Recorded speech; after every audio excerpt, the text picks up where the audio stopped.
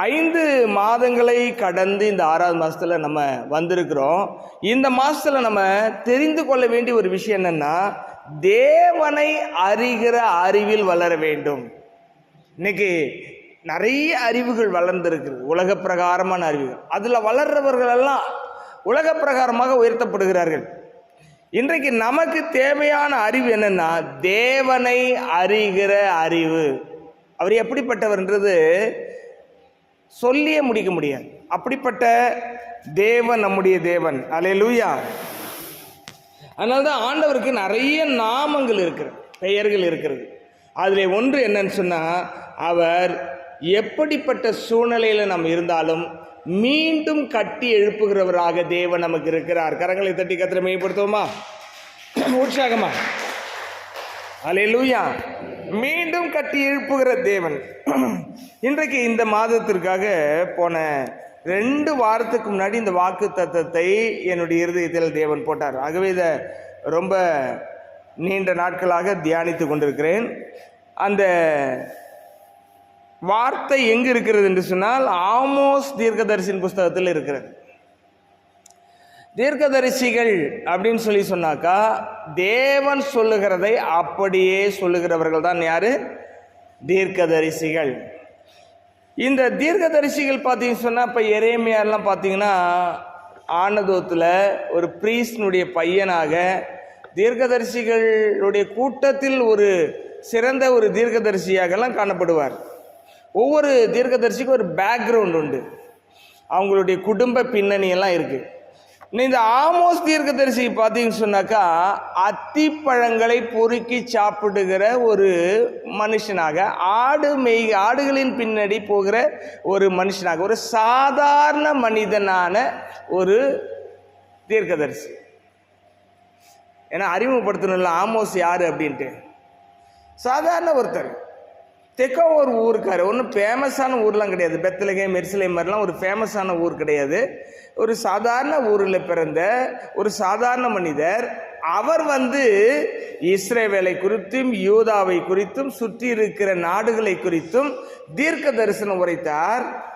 யூதாவில் போய் அவர் தீர்க்கத்தை உரைக்கும் போது சொன்னாங்க, இங்கெல்லாம் என்ன சொல்லாத, தீர்க்க தரிசனம் சொல்லாத, நீ வேற எங்கேயா போய் சொல்லி, இது தேவனுடைய நகரம், இது அசைக்கப்படாத நகரம், இதெல்லாம் நீ ஒன்றுமே தீர்க்க தரிசனம் பண்ண வேண்டாம், நீ அங்கே போய் தீர்க்க சொல்லிட்டு சாப்பாடு சாப்பிட்டுட்டு பொழைச்சிக்கோ அப்படின்னாங்க.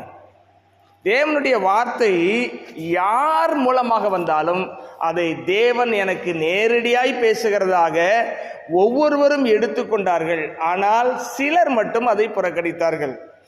இப்படி தீர்க்க சொல்லுகிறதான வேலையில நிறைய இவருக்கு கனவு, தரிசனம் வரும், பாரம் வரும். இதெல்லாம் எழுதியிருப்பாங்க. நீங்கள் 9 அதிகாரம் இருக்குது. இதில் 9 அதிகாரத்தை நீங்கள் படிக்கணும். ஒரு வாக்கு தத்தத்தை நீங்கள் புரிந்து அந்த ஆழத்துக்குள்ளே போகணும்னா நீங்கள் படிக்கணும். அந்த நிறைய என்னென்னலாம் நடக்க போகுதோ எல்லாமே சொல்லுவார். சொல்லிட்டு கடைசியாக இந்த தேசத்தினுடைய ரெஸ்டோரேஷனை குறித்து பேசுவார். ரெஸ்டோரேஷன்னா மீண்டும் எப்படி கட்டி எழுப்பப்படும் என்பதை குறித்து பேசுவார். அதை குறித்து தான் நம்ம பார்க்க போகிறோம். ஆகவே ஆமோஸ் என்று சொன்னால் பர்டன் பியரர், சுமைகளை பாரங்களை சுமக்கிறவர் அப்படின்னு சொல்லி அர்த்தம். ஆமோஸ்ன்னு சொன்னால் பாரங்களை சுமக்கிறவர் என்று அர்த்தம். இந்த ஆமோஸ்ல இருக்கிறதான மைய கருத்து என்னன்னா, he has all authority to judge. தேவன் எல்லாத்தையும் நியாயந்திருக்க அதிகாரம் பெற்றவர் அப்படின்றது 1ஆம் அதிகாரத்திலிருந்து 9ஆம் அதிகாரம் 10ஆம் வசனம் வரைக்கும் தேவன் எல்லாவற்றையும் நியாயந்திருக்க அதிகாரம் உள்ளவர் என்ற தலைப்பின் கீழாக நீங்க படிக்கலாம். அதுக்கப்புறம் என்ன சொல்ற, but he will also restore his people. அவர் மீண்டும் தம்முடைய மக்களை பழைய நிலைக்கு கொண்டு வருகிற தேவன் என்பதை 9ஆம் அதிகாரம் 11லிருந்து 15 வரைக்கும் நீங்கள் வாசிக்கலாம். அல்லேலூயா. எப்பொழுதுமே தேவன் கட்டுவதற்கு முன்பதாக உடைக்கிறார், காயம் கட்டுவதற்கு முன்பதாக காயப்படுத்துகிறார். நீங்க யோபின் புஸ்தகத்தை நீங்கள் அது பார்த்தீங்கன்னா இந்த வாக்கு தத்துவத்துக்கு ரெஸ்டோரேஷன் யோபினுடைய வாழ்க்கையில் நம்பவே முடியாத அளவுக்கு தலைகீழான மாற்றம் ஒரே நாளிலே ஆண்டவர் கொண்டு வந்தார். ரெட்டிப்பான ஆசீர்வாதத்தை கொண்டு வந்தார். Unbelievable blessings. இந்த மாதத்தில் கர்த்தர் உங்களுக்கு சொல்றது என்னன்னா, ஒரு சாதாரண மனிதன் மூலமாக தேவன் நினைத்து பார்க்க முடியாத அதிசயங்களை, ஆசீர்வாதங்களை நமக்கு சொல்லுகிறார். அந்த வாக்கு தத்துவத்தை நான் வாசிக்கிறேன், கவனியுங்கள். அந்நாளிலே ஆமோஸ் 9ஆம் அதிகாரத்தில் 12ஆம் வசனம், அந்நாளிலே விழுந்து போன தாவீதின் கூடாரத்தை நான் திரும்ப எடுப்பித்து அதன் திறப்புகளை அடைத்து அதன் பழுதாய் போனவைகளை சீர்படுத்தி பூர்வ நாட்களில் இருந்தது போல அதை ஸ்தாபிப்பேன் என்று இதை செய்கிற கர்த்தர் சொல்லுகிறார். ஹல்லேலூயா. What a wonderful promise God has given to us in this new month. இந்த புதிய மாதத்தில் கர்த்தர் ஒரு அற்புதமான வாக்குத்தத்தத்தை கொடுத்திருக்கிறார். ஆங்கிலத்தில் நான் வாசிக்கிறேன். அது ஆங்கில வேதாந்தத்தில் 11ஆம் வசனத்தில் வரும். On that day I will rise up the tabernacle of David which has fallen down. தேவன் என்ன சொல்கிறார்? விழுந்து போன கூடாரத்தை மீண்டும் எடுப்பித்து கட்டுவேன் என்று சொல்லுகிறார். அல்லேலூயா. வாழ்க்கையில வீழ்ச்சி என்பது தவிர்க்க முடியாத ஒன்றாக எல்லாருக்குமே காணப்படுகிறது. நான் விழவே இல்லை அப்படின்னு யாருமே சொல்ல முடியாது. நமக்கு என்சாம்பிளாக தான் இந்த இஸ்ரவேல் யூதாவினுடைய புத்தகம் சரித்திரம் எல்லாம் ஆண்டவர் எழுதி வச்சிருக்கிறார். அவங்களுக்கு என்ன செய்தாரோ அதை புறஜாதியார் தன்னை ஏற்றுக்கொள்ளும் பொழுது செய்ய வேண்டும் என்பதற்காகவே முன்மாதிரியாக அறிந்து கொள்வதற்காக எழுதியிருக்கிறார். அல்லேலூயா. சரி, இது ஏன் இவ்வளோ முக்கியம் அப்படின்னு சொன்னால், இந்த பழைய ஏற்பாட்டு தீர்க்க தரிசனத்தை அப்போஸ்தலர்கள் எடுத்து பேசியிருக்கிறார்கள். நீங்கள் அப்போஸ்தலர் நடபடிக்கையில் வரும்பொழுது அன்றைக்கு தாவீது 40,000 பாடகர்களை வைத்து இரவும் பகலும் துதித்து கொண்டே இருந்தார், தேவனை துதித்து கொண்டிருந்தார். சாலமோன் காலத்திலே அது கொஞ்சம் இருந்தது. அதுக்கப்புறம் ரெகோபெயாம் காலத்தில் எல்லாமே குறைந்து பாடல் ஆராதனை ஒழிந்து போய்விட்டது. அப்ப ஆமோஸ் அந்த காலத்துக்கு பிறகு வந்த ஒரு மனிதர், தீர்க்கதரிசி. அவர் சொல்லுகிறார், என்ன சொல்லுகிறார்? நான் விழுந்து போன தாவீதின் கூடாரத்தை அப்படின்னா பிரைஸ் அண்ட் வொர்ஷிப்பை நான் திரும்ப எடுத்து கட்டுவேன் தேசத்தில் அர்த்தம். If you want to receive blessing from the Lord, you must first praise and worship the Lord in your difficult situation. உங்க வாழ்க்கையில கடினமான பகுதியில் இருந்தாலும் நீங்க துதிக்க ஆரம்பிச்சீங்கன்னா விழுந்து போன கூடாரத்தை தேவன் திரும்ப எடுத்து கட்டுவார். God wants us to praise and worship Him. அவர் தன்னை துதித்து மைமைப்படுத்த வேண்டும் என்று விரும்புகிறார். அதுதான் அவருக்கு சோர்சஸ். அதை வைத்து தான் கட்டுவார். என்னவாக அவரை துதிக்கிறோம்? மீண்டும் கட்டி எழுப்புகிற தேவன் என்று சொன்னால் மீண்டும் கட்டி எழுப்புவார். எனக்கு கொடுக்கிற தேவன் என்று ஆராதித்தால் அவர் கொடுப்பார். அவர் என்னை சுகமாக்குகிற தேவன் என்று ஆராதித்தால் அவர் சுகத்தை கொடுப்பார். இதான் மீண்டும் கட்டி எழுப்புகிற விழுந்து போன தாவீதின் கூடாரத்தை, the tabernacle of David. அந்த காலத்தில் ஒரு கூடாரம் மாதிரி போட்டிருப்பாங்க, அதில் உடன்படிக்கை பெட்டி இருக்கும். அதை குறித்து தான் அங்கே பேசுகிறார்கள். அங்கு முதலாவது அந்த மகா பரிசுத்த ஸ்தலத்தில் அதுக்கு முன்பதாக இருக்கிறதான பரிசுத்த ஸ்தலத்தின் தூபம் எப்பொழுதும் 24 மணி நேரம் நித்திய தூபம் போய்கொண்டே இருக்கும். அந்த ஆசரிப்பு கூடாரத்துக்கு மேலாக தேவனுடைய மகிமை காணப்படும். இங்கிருந்து நம் துதிகளை செலுத்தும் பொழுது தேவ மகிமை மேலிருந்து இறங்கி வரும். இரண்டும் சந்திக்கும் பொழுது ஆசீர்வாதம் மழை பொழியும். அல்லேலூயா, அல்லேலூயா. இது ஏன் முக்கியத்துவம்னா, புதிய ஏற்பாட்டில் அதை நோட்ஸை எடுத்து விளக்குறாங்க. வாசிக்கலாம். அப்போஸ்தலர் நடபடிகளின் புஸ்தகம் 15ஆம் அதிகாரம் 17ஆம் வசனம் நீங்க எடுத்துக்கொள்ளுங்க, நான் வாசிக்கிறேன். நான் இதற்கு பின்பு திரும்ப வந்து விழுந்து போன தாவீதின் கூடாரத்தை மறுபடியும் எடுப்பித்து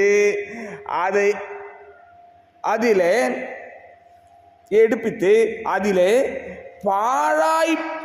பழுதாய் போனவைகளை மறுபடியும் சீர்படுத்தி, என்ன சொல்றார் பாருங்க, பழுதாய் போனவைகளை மறுபடியும் சீர்படுத்தி அதை செவ்வையாக நிறுத்துவேன் என்று இவைகளை எல்லாம் செய்கிற கர்த்தர் சொல்லுகிறார் என்று எழுதியிருக்கிறது.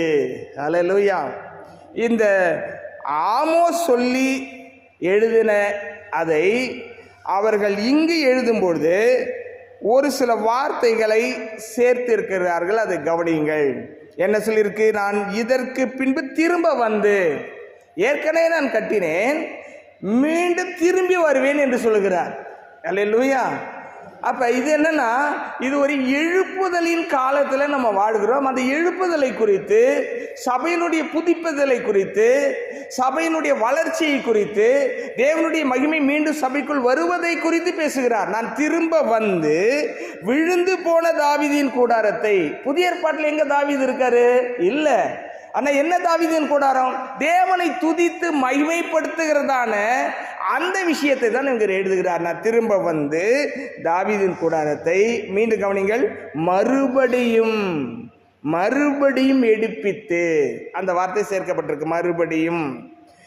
அதிலே பாழாய் போனவைகளை மறுபடியும் சீர்படுத்தி, ஏற்கனவே சீர்படுத்தினேன், இழந்து போய்விட்டார்கள், மறுபடியும் சீர்படுத்தி அதை செவ்வையாக நிறுத்துவேன். செவ்வையாக என்ற வார்த்தை இங்கு சேர்க்கப்பட்டிருக்கிறது. அங்கு சீர்படுத்தி ஸ்தாபிப்பேன் அப்படின்னு சொல்லியிருக்கிறார்.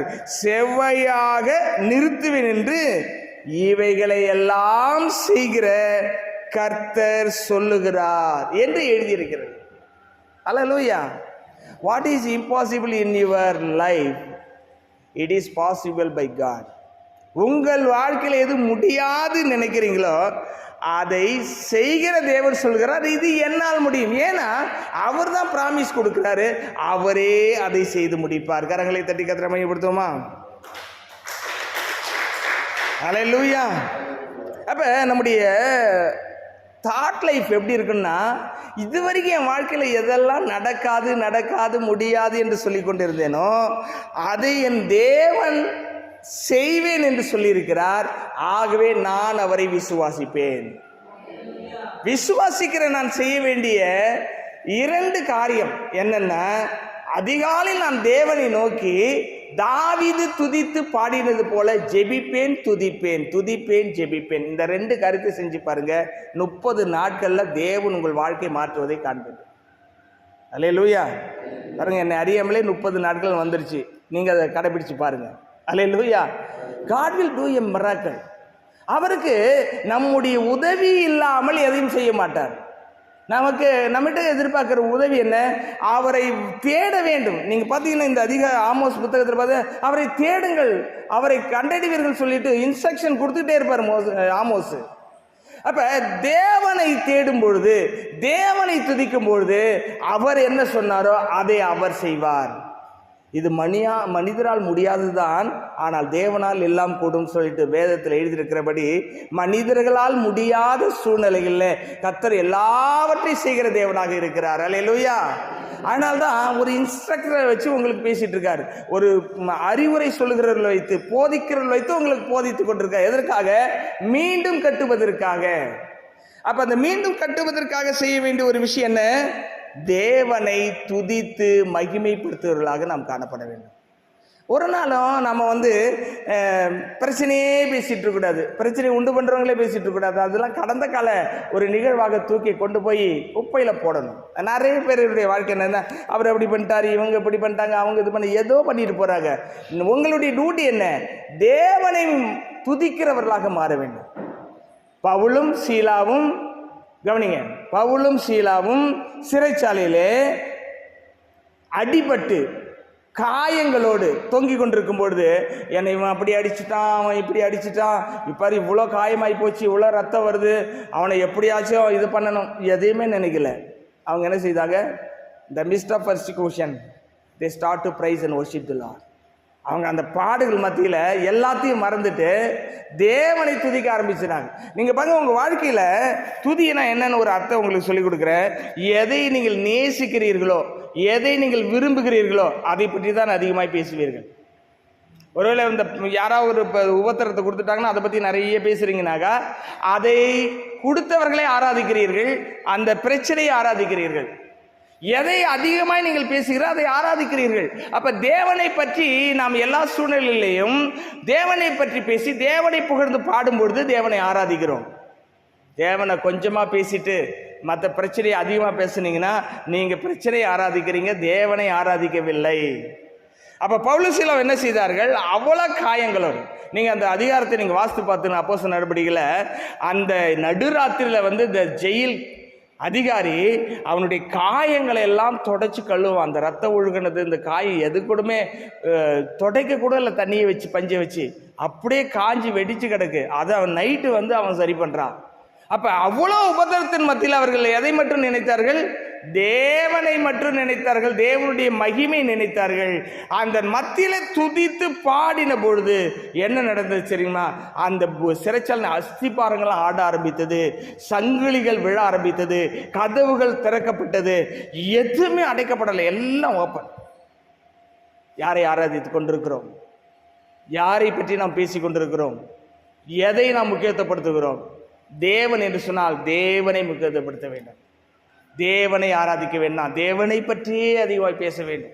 நீங்கள் எதுக்கு எடுத்தாலும் வசனத்தை சொன்னீங்கன்னா வாழ்க்கையில் ஜெயிச்சிருவீங்க. எதுக்கு எடுத்தாலும் இன்னொருத்தரை குற்றம் சாட்டினீங்கன்னா ஜெயிக்கவே முடியாது. ஏன்னா வேதாமத்தில் யாருமே இப்படி இதனால தான் இப்படி வந்தது அப்படின்னு குற்றம் சாட்டி ஜெயிச்சவங்க உலகத்தில் யாருமே கிடையாது, பைபிளில் யாருமே கிடையாது. அப்ப ஆமோஸ் என்ன சொல்றாருன்னா, விழுந்து போன தாவீதின் கூடாரத்தை மறுபடி எடுப்பித்து அதில் பழுதாய் போனவைகளை மறுபடியும் சீர்படுத்தி அதை செவ்வையாக நிறுத்துவேன் என்று இவைகளை எல்லாம் செய்கிற கர்த்தர் சொல்லுகிறான்னு சொல்றார். எழுதி இருக்குது, it is written. It is written. நீங்க வேதத்தை அப்படியே விசுவாசிக்கும் பொழுது என்ன நடக்குதுங்க? அப்படி என்ன எழுதி இருக்குதோ அதன்படியே நடக்குது. இந்த கால வேளையிலே ஆமோஸ் தீர்க்கதரிசியின் மூலமாக கர்த்தர் நிறைய பேசுகிறேன். இந்த புத்தகத்தை நான் தொடர்ந்து தியானிச்சுட்டே இருக்கிறேன். வர நாட்களிலே ஆராதனைகளிலே இதை தொடர்ந்து ஆழமாக நம்ம தியானிக்கலாம். ஆகவே இந்த நாளிலே நாம் தெரிந்து கொள்ள வேண்டிய 2 விஷயங்கள். இதுவரைக்கும் நீங்கள் எதை இழந்திருக்கிறீர்களோ அதை ஆண்டவருக்காக திரும்ப செய்யும் பொழுது கர்த்தர் திரும்ப கட்டுவார். நம்முடைய பங்கு முதலாவது இருக்க வேண்டும், இரண்டாவதாக கர்த்தர் தன்னுடைய பங்கை செய்வார். அவர் செய்யட்டும் அப்புறம் நான் செய்யட்டும்னா நம்ம தேவனுக்கு தேவனாக மாறிடுவோம். அப்படி மாறுறது ரொம்ப கேவலமான ஒரு விஷயம். தேவன் சொல்லுகிறதை நாம் செய்யும் பொழுது தேவன் நமக்கு சொன்னதை செய்வார். தேவன் சொல்லுகிறதை நாம் செய்யாத வரைக்கும் தேவன் நமக்காக செயல்படவே மாட்டார். அல்லேலூயா. ஒரு உதாரணத்தை சொல்லி நம்ம இந்த செய்தியை நம்ம முடிக்கலாம். யோபின் புஸ்தகத்தில் நீங்கள் வாசித்து பார்த்தீங்கன்னு சொன்னால், யோபு அனைத்தையும் இழந்து போனார். he lost everything. எல்லாத்தையும் இழந்து போனார். அவருடைய உடல் ஆரோக்கியம் முதற்கொண்டு எல்லாத்தையும் இழந்து போனார். ஆனால் அவர் ஒரு வார்த்தை சொன்னார், என் மீட்பர் உயிரோடு இருக்கிறார், அவர் கடைசி நாளில் பூமியில் நிற்பார், அந்நிய கண்ணல்ல என் சொந்த கண் அதை பார்க்குன்னாரு. எப்படி? புழுகெல்லாம் அழுகி சரீரமெல்லாம் நாற்றம் எடுத்து புழுக்கள் உண்டாகி புழுக்கள் மேலே படுத்துட்டு இருக்கிற அந்த சூழ்நிலையில் அவருடைய விசுவாசம் எப்படி இருக்கு? என்னைக்கு இருந்தாலும் ஒரு நாளைக்கு நிற்பாரு, நான் அவரை பார்ப்பேன், அந்நிய கண்ணில் என் சொந்த கண்ணு பார்க்கும். கண்ணு 2 தவிர இது எல்லாமே அழுகி போச்சு. உங்கள் சூழ்நிலை எவ்வளவு மோசமாய் கடினமாக இருந்தாலும் நான் உங்களுக்கு சொல்கிறேன், தேவனுடைய வார்த்தையை சார்ந்து கொள்ளுங்கள், தேவனுடைய வார்த்தையை சார்ந்து கொள்ளுங்கள். தேவனுடைய வார்த்தை என்ன சொல்கிறதோ அதை செய்கிறவர் நாம் கிடையாது, அதை செய்கிறவர் தேவன். அவர் அது எதுவாக இருந்தாலும் செய்து முடிப்பார். அல்லேலூயா, அல்லேலூயா. கடைசி அதிகாரத்தில் நீங்கள் 42 அதிகாரத்துக்கு யோபுல நீங்கள் வந்தீங்கன்னு சொன்னா போட்டிருக்கிறது, யோபினுடைய முன்னிலைமையை பார்க்கிலும் அவனுடைய பின்னிலையை கர்த்தர் ரெட்டிப்பாக ஆசீர்வதித்தார்னு அவருடைய சொத்து பட்டியல் ஒன்று போடுவார் பாருங்க. அது அப்படியே டபுள் ஆகும். அது இல்லாமல் எக்ஸ்ட்ரா அவருக்கு கிடைத்தது நிறைய. ஒவ்வொரு குடும்பத்தார் ஒவ்வொரு தங்க காசுகளை அவருக்கு கொடுத்தார்கள்லாம் எழுதியிருக்கும். அதுக்கப்புறம் பார்த்தீங்கன்னா அவர் 7 குமாரரையும் 3 குமார்த்திகளையும் பெற்றெடுத்து நீடித்த ஆயுசுள்ளவராய் வாழ்ந்து அதுக்கப்புறம் தேவராஜ்யத்துக்கு போனார்னு எழுதியிருக்கோம். என்னன்னா, what is impossible in the sight of man, it is possible in the sight of God. மனிதனுடைய பார்வையில் எது நடக்காதோ அது தேவனுடைய பார்வையில் நடக்கும். அதை தான் இந்த வாக்குத்தத்தம் சொல்லுகிறது. மீண்டும் நான் வாக்குத்தத்தத்தை வாசித்து ஜெபிக்க விரும்புகிறேன். அந்நாளிலே விழுந்து போன தாவீதின் கூடாரத்தை நான் திரும்ப எடுப்பித்து அதன் திறப்புகளை அடைத்து அதில் பழுதாய் போனவைகளை சீர்படுத்தி பூர்வ நாட்களில் இருந்தது போல அதை ஸ்தாபிப்பேன் என்று இதை செய்கிற கர்த்தர் சொல்லுகிறார். கண்களை மூடி ஜெபிப்போம். எங்கள் அன்பு நிறைந்த தகப்பனே, இந்த நல்ல நேரத்திற்காக நன்றி சொல்லுகிறோம். இந்த காலை வேளையிலே எங்கள் இருதயத்தோடு கூட நீர் பேசியிருக்கிறீர். இந்த மாதத்தில் இந்த சத்தத்தை கேட்கிற ஒவ்வொருவருடைய வாழ்க்கையும் அவர்களுடைய வாழ்க்கையின் போராட்டங்களுக்கு முற்றுப்புள்ளி வைத்து, அவருடைய வீழ்ச்சிக்கு முற்றுப்புள்ளி வைத்து திரும்ப கட்டுகிற அந்த ப்ராசஸ் இந்த செகண்ட் நீர் ஆரம்பிக்கிறீர். அதற்காக ஸ்தோத்திரம். இதை விசுவாசிக்கிற ஒவ்வொருவருடைய வாழ்க்கையிலும் அவர்களும் துதித்து மகிமைப்படுத்தவும், உம்முடைய சமுத்திர முழங்கால் படியிட்டு ஜெபிக்கவும், இந்த காரியத்தை அவர்கள் தொடர்ந்து செய்து உம்முடைய ஜெயத்தையும் உம்முடைய கிரியையும் கண்ணால காண, அவர்களுடைய சொந்த கண்கள் அவர்களுடைய ஆசீர்வாதங்களை காண உதவி செய்யும். இயேசுவின் நாமத்தில் ஜெபித்து ஒப்புக்கொடுக்கிறோம் எங்கள் நல்ல பிதாவே. ஆமென்.